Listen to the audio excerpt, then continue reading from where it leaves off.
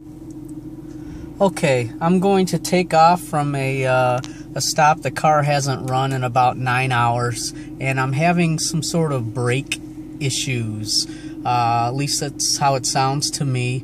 On a cold day it makes this noise. Actually on any day it makes this noise, so long as the car has been sitting for maybe 5, 6, 7 or more hours. So here I go. Let's see if we can hear this. Usually it's not so much when I back up, but it's when I go forward. So let's see. Oh.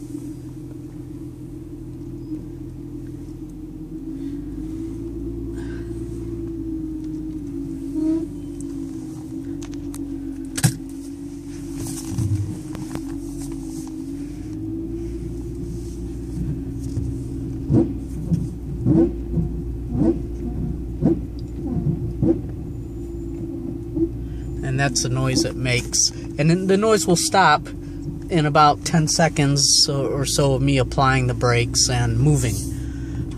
But that is the noise that it makes.